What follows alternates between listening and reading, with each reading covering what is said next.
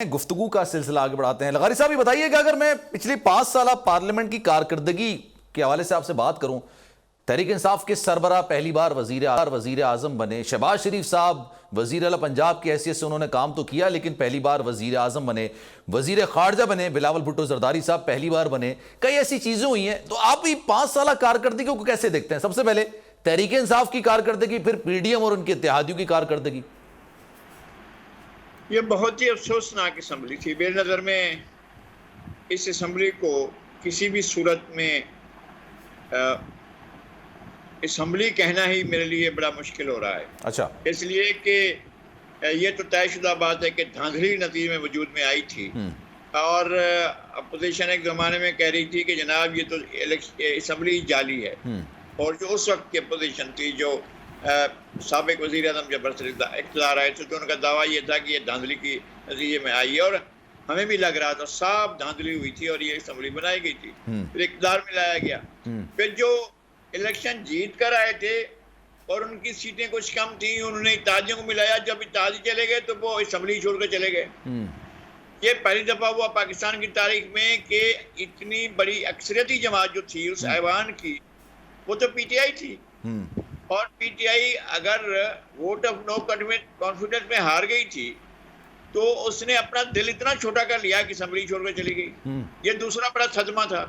ایک تو یہ کہ بہت سی سیٹیں دھاندلی سے، ہمیں تو کوئی سیٹوں کے بالکل انگلیوں پر کہنے کا بتا سکتے ہیں کہ یہاں دھاندلی ہوئی تھی، لیکن اس کے باوجود بھی اسمبلی وجود میں آ گئی تھی۔ وہ نہیں مان رہے تھے، وہ بھی مان گئے، چلے کام شروع ہو گیا۔ تو آپ کو اسمبلی چھوڑنی نہیں چاہیے تھی۔ اگر اسمبلی نہ چھوڑی جاتی آج کا سیناریو پیدا نہ ہوتا۔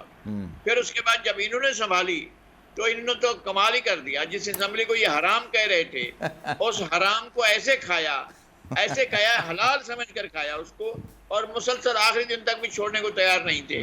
اور اسمبلی نے اپنی مجموعی کارکردگی میں تاریخ میں بڑی قانون سازی کی، ایسی کسی اسمبلی نے نہیں کی ہوگی، لیکن نے دھڑا دھڑ قانون سازی کی، بے دھڑک قانون سازی کی، اور وہ قانون سازی جو عوام تک نہیں پہنچی ہے۔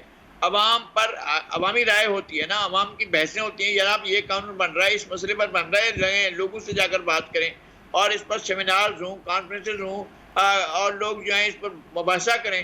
وہ نہیں ہوا، اور یہ قانون بنتے چلے گئے، اور اب تک نہیں معلوم ہے خود جن لوگوں کے ہاں کہنے سے وہ قانون بنے ہیں، ان لوگوں کو بھی نہیں پتا ہے کہ کون سے قانون بنے ہیں۔ اور جو ہم لوگ اپنے آپ کو سمجھتے ہیں کہ ہم بھی یہاں بیٹھے ہوئے ہیں، تو ہمیں بھی بہت سے قوانین کا نہیں پتا ہے کہ بنائی کیا ہے۔ تو آپ نے اتنا کچھ کر دیا ہے، اس کے بعد یہ ریاست کیسے چلتی ہے؟ آپ نے قانون سازی کس نیت سے کی، کس طرح سے کی، کیا بات تھی؟ اور عامر صاحب تو کہا کرتے ہیں کہ جی اپنے آپ کو آپ نے میکسیمم ریلیف دینے کے لیے کی تھی، تو یہ بھی لگ رہا تھا کہ ریلیف بھی لیا جا رہا تھا۔ اور اسمبلی کو میں نہیں کہتا ہوں کہ یہ کوئی مثالی اسمبلی تھی۔ اب تک کی اسمبلیوں میں جو اگر آپ 2-3 اسمبلیوں کو کی کارکردگی کو برا سمجھیں گے تو ان میں ایک ہی اسمبلی یہ بھی تھی۔ آپ لوگ اس ملک پاکستان میں آزاد ہیں۔ صحافتی اصولوں پر کاربند بول نیوز نے رکھی روایت برقرار۔ بول نیوز کی جانب سے دیکھنے والوں کو یوم آزادی کی بے حد مبارکباد۔ ملک بھر سے جشن آزادی کی تقریبات بول نے دکھائی اپنی سکرین پر۔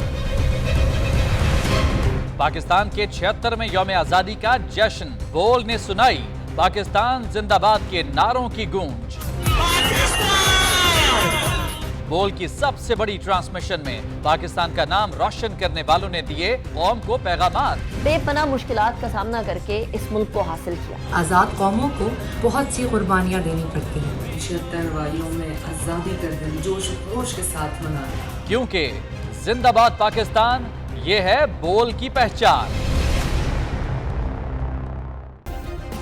سبسکرائب کریں اور بیل دبائیں تاکہ کوئی خبر رہ نہ جائے۔